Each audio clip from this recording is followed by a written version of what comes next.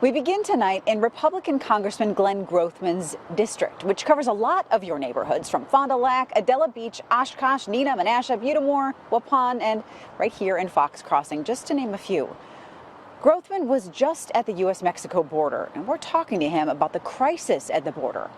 Lawmakers are kicking off the new year with a renewed focus on border security. Republicans are putting the issue front and center as negotiators are trying to reach a deal to stop the flow of illegal crossings.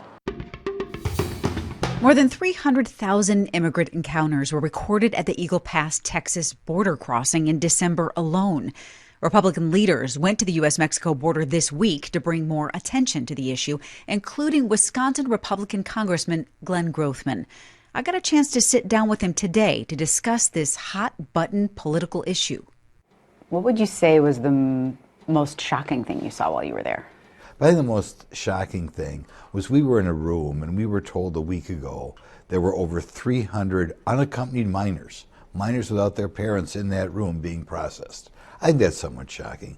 I think also talking to the woman who was in charge of the medical inspections down there, all the sexual assaults of the young people as they made their way across the border. That was really sad. So what was the purpose of this trip down to Eagle Pass? What were you hoping to accomplish? Well, find out a little bit more by talking to the Border Patrol and local law enforcement ourselves and publicize the problem.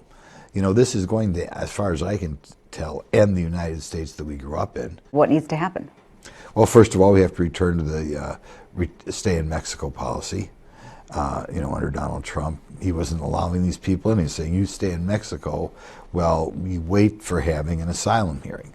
That's a big thing. Do you believe that the GOP is putting enough attention on this right now? We can't put too much attention on it because you're just changing America overnight. 300,000 people and all the drugs being brought across.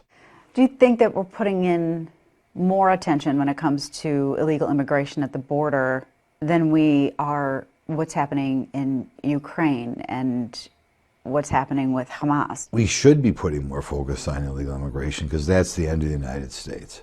I mean, it's going up every month. December, when the final numbers are in, we're going to hit a new record.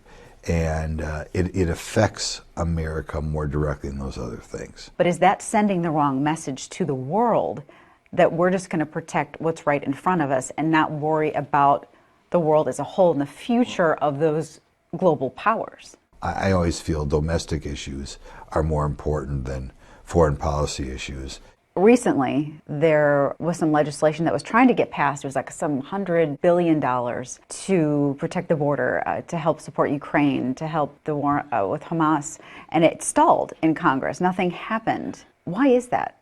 The Republicans feel that Biden is doing nothing at the border, that we have to, for the future of America, defend the border, and before we deal with some of these other issues, fix the border, Joe Biden.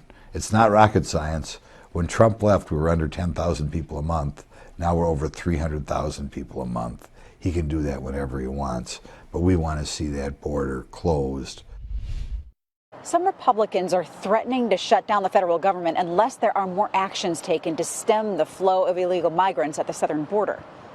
Meanwhile, the Biden administration slammed Speaker Johnson for traveling to the border for a political stunt instead of staying in Washington to work on a solution.